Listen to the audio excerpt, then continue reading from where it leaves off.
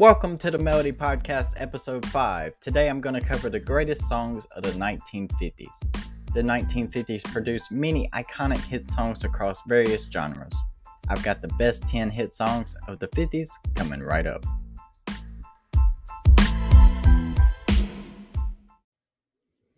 Number 1, Rock Around the Clock by Bill Haley and His Comets, 1954. Rock Around the Clock is a rock and roll song written by Max C. Fredman and James E. Myers in 1952. It was a number one single for 2 months, and it did well on the United Kingdom charts. The recording also re-entered the UK charts in 1960s and 1970s.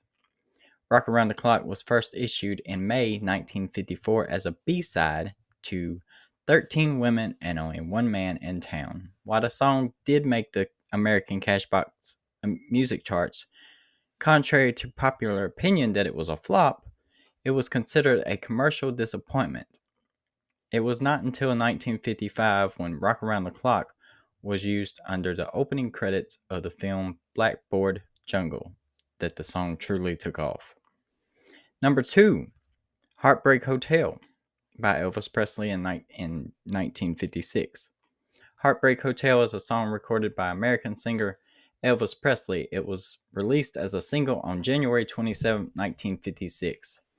Presley's first on his new record label RCA Victor was written by Mae Boren Axton and Tommy Durden, with credit being given also to Presley. A newspaper article about the suicide of a lonely man who jumped from a hotel window inspired the song. Number 3, Johnny B. Good by Chuck Berry in 1958. Johnny B. Good is a song by American musician Chuck Berry. Was written and sung by Berry. It peaked at number 2 on the Hot R&B Sides chart and number 8 on the Pre-Hot 100 chart. The song remains a staple of the early and later rock music. The song is about a semi-literate country boy from New Orleans area who plays a guitar, just like ringing a bell, and who might one day have his name in lights. The original lyrics referred to Johnny as a colored boy, but he changed it to country boy to ensure radio play, as well as suggesting that the guitar player is good. The title hints at autobiographic elements because Berry was born at 2520 Good Avenue in St. Louis. The song was initially inspired by Johnny Johnson, the regular piano player in Berry's band, but developed into a song mainly about Berry himself. Johnson played on many recordings by Berry, but for the Chess recording session, Lafayette Leake played the piano, along with Willie Dixon on bass and Fred Below on drums. The session was produced by Leonard and Phil Chess. The guitarist Keith Richards later suggested that the song's chords are more typical of compositions written for piano than for guitar. The opening riff of Johnny B. Good borrows from the opening single note solo on Louis Jordan's Ain't That Just a Woman in 1946, played by guitarist Carl Hogan. Number 4, Blue Suede Shoes by Carl Perkins, 1956. Blue Suede Shoes is a rock and roll standard written and first recorded by American singer-songwriter and guitarist Carl Perkins in 1955. It is considered one of the first rockabilly records, incorporating elements of blues, country, and pop music of that time. Perkins' original version of the song appeared on Cashbox best-selling singles list for 16 weeks and spent 2 weeks at number 2 position. During the 1940s and 1950s, it was common to record and release cover versions of hit songs, often in different styles or genres. RCA Victor wanted to promote Elvis Presley as a rock and roll artist, and believed Presley's cover of Blue Suede Shoes could outsell the Perkins/Sun Records version, especially with RCA's larger share of distribution and radio contacts.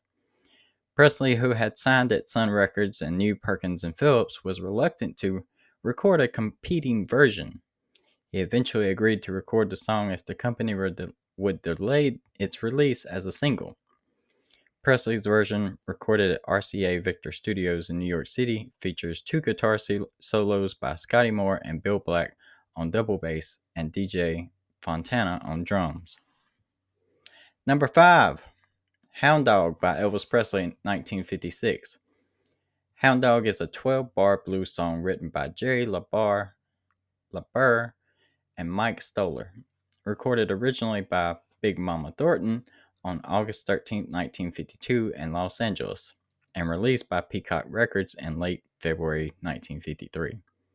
Hound Dog was Thornton's only hit record, selling over 500,000 copies.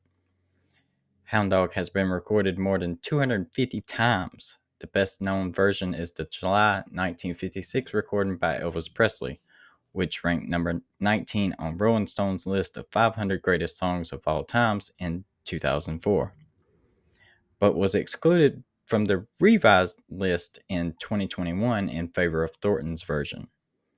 It is also one of the best selling singles of all time.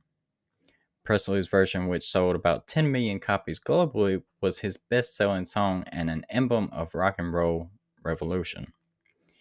It was simultaneously number 1 on the US pop, country, and R&B charts in 1956, and it topped the pop charts for 11 weeks, a record that stood for 36 years. Presley's 1956 RCA recording was inducted into the Grammy Hall of Fame in 1988 and is listed as one of the Rock and Roll Hall of Fame's 500 songs that shaped rock and roll. Number 6, Great Balls of Fire by Jerry Lee Lewis in 1957. Great Balls of Fire is a 1957 popular song recorded by American rock and roll musician Jerry Lee Lewis on Sun Records, and featured in the 1957 movie Jamboree. It was written by Otis Blackwell and Jack Hammer. The Jerry Lee Lewis 1957 recording was ranked as the 96th greatest song ever by the Rolling Stone. It sold 1 million copies in the first 10 days of release in the United States, making it one of the best-selling singles in the United States at that time. Number 7, Tutti Frutti by Little Richard, 1955. Tutti Frutti, Italian for all fruits, is a song written by Little Richard and Dorothy Labastri, recorded in 1955, which was his first major hit, with its energetic refrain often transcribed as a wop bop a loop mop a lop bom boom, a verbal rendition of a drum pattern that Little Richard had imagined, and its hard-driven sound and wild lyrics. It became not only a model for many future Little Richard songs, but also for rock and roll itself. The song introduced several of rock music's most characteristic musical features, including its loud volume, powerful vocal style, and distinctive beat and rhythm. The original lyrics, in which Tutti Frutti referred to a homosexual man, were Tutti Frutti, good booty, if it don't fit, don't force it, you can grease it, make it easy. These lyrics were replaced with Tutti Frutti, all Rudy. All Rudy was a slang expression meaning all right.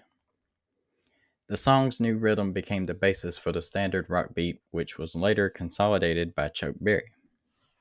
Speaking of Chuck Berry, number 8, Maybelline, 1955. Maybelline is a rock and roll song by American artist Chuck Berry, adapted in part from the Western swing fiddle tune Ida Red, released in 1955. Berry's song tells the story of a hot rod race and a broken romance. The lyrics describing a man driving a V8 Ford and chasing his unfaithful girlfriend in her Cadillac Coupe de Ville. It was released in 1955 as a single by Chess Records of Chicago, Illinois. Berry's first hit, Maybelline, is considered a pioneering rock and roll song. Rolling Stone magazine wrote of it, rock and roll guitar starts here. The record was an early instance of the complete rock and roll package, guitar-driven combo, clear dictation, and an atmosphere of unrelenting excitement. The song was a major hit with both black and white audiences, reaching number 1 on Billboard's Rhythm and Blues chart and number 5 on Popular Records chart. It has received numerous honors and awards. Soon after its initial release, cover versions were recorded by several other artists. The title, misspelled, Maybelline on several of those releases. The record sold 1 million copies by the end of 1955. Number 9, That'll Be the Day by Buddy Holly and the Crickets, 1957. That'll Be the Day is a song written by Buddy Holly and Jerry Allison. It was first recorded by Buddy Holly and the Three Tunes in 1956 and was re-recorded in 1957 by Holly and his new band, the Crickets. The 1957 recording achieved widespread success. Holly's producer Norman Petty was credited as co-writer, although he did not contribute to the song. The Brunswick single was number 1 hit on Billboard magazine's bestsellers in stores in 1957. It went to number 2 on Billboard's R&B singles chart. The song peaked at number 1 in the UK singles chart in November 1957 and stayed in that position for 3 weeks. 3 weeks. And finally, number 10, Summertime Blues by Eddie Cochran, 1958. Summertime Blues is a song co-written and recorded by American rock artist Eddie Cochran. It was written by Cochran and his manager Jerry Capehart. Originally a single B-side, it was released in August 1958 and peaked at number 8 on Billboard Hot 100 on September 29, 1958. And number 18 on the UK singles chart. It has been covered by many artists, including being a number 1 hit for country music artist Alan Jackson, and scoring notable hits in versions by Blue Chair, The Who, and Brian Setzer. The 1958 Liberty recording single by Eddie Cochran was inducted into the Grammy Hall of Fame in 1999, and the song is ranked number 73 in Rolling Stone's 500 Greatest Songs of All Time. That's the top 10 songs of the 1950s. These songs played a significant role in shaping the musical landscape of the 1950s and continue to be celebrated for their impact on the history of popular music.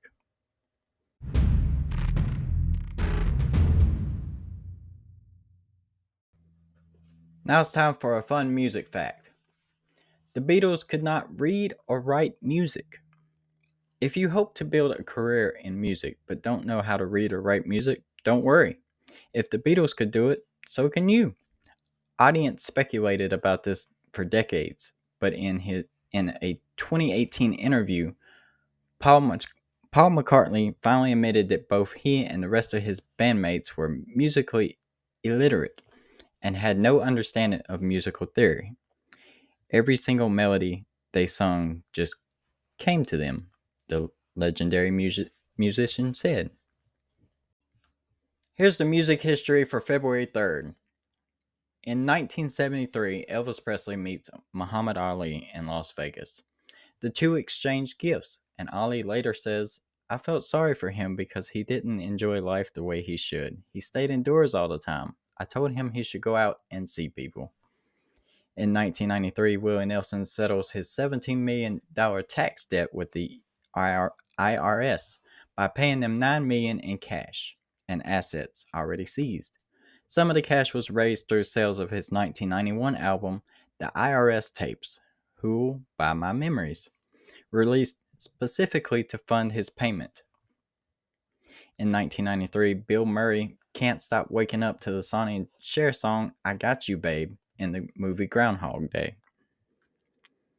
In 1959, Buddy Holly, Richard Valens, and J.P.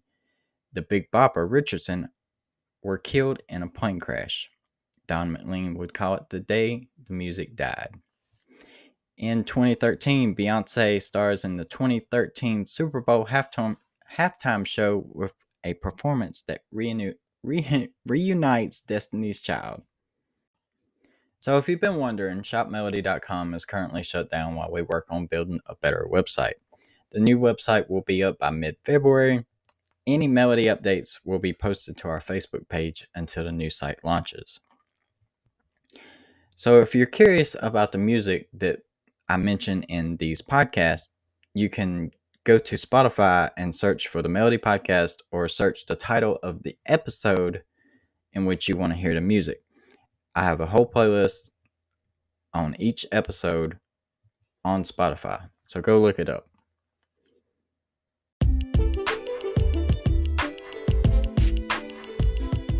As always, thanks for listening to the Melody Podcast. I'm your host, James Shelton. Please follow me on the socials and follow the podcast, rate, and share with your friends. I truly enjoy doing this podcast, and I enjoy learning about music, and I don't really consider myself a teacher, but learning about it and talking about it, I really enjoy it. So thanks for listening. Have a great week.